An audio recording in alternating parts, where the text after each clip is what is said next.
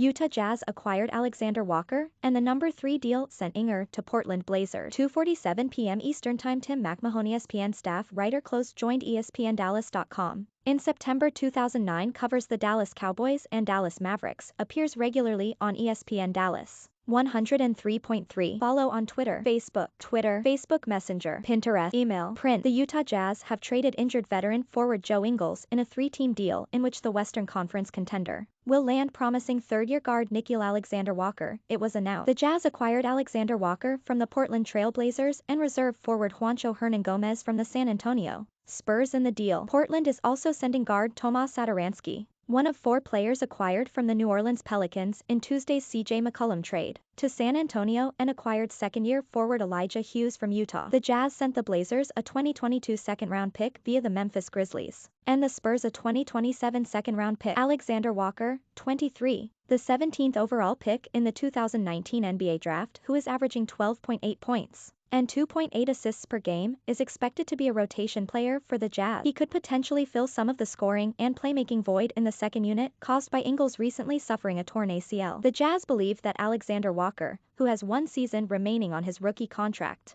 will benefit from Utah's developmental program. Editors picks Blazers send McCollum to Pels in 7-player deal. 13H Andrew Lopez. Ingles, no doubt of comeback from ACL tear. 5D Tim McMahon. 2022 NBA trade deadline, latest buzz, news and reports. 59 ESPN.com. 2 related. The trade will save the Jazz $11 million in luxury tax, according to ESPN's Bobby Mark. The Blazers value Hughes as a developmental prospect and continued to create financial flexibility by trading for Ingles, who is making $14 million in the final season of his contract. Ingles is one of Utah's great developmental success stories, joining the Jazz after being the final cut of the LA Clippers' 2014 training camp and becoming an essential role player and fan favorite during his 8-year tenure with the franchise. He said in a tweet that Today Hurt. Ingles has career averages of 8.6 points and 3.8 assists, shooting 40.8% from three-point range. He had arguably his best season a year ago, when he was the runner-up to teammate Jordan Clarkson for 6th Man of the Year, averaging 12.1 points and 4.7 assists while shooting 45.1% on threes for a Jazz team that finished with the NBA's best record. Ingles was well aware that his name had come up often in trade discussions before suffering his season-ending injury on January 30th and anticipated being dealt as an expiring contract after he was hurt. If I'm able to get someone back that would help them make a push for the end of the year, I understand that,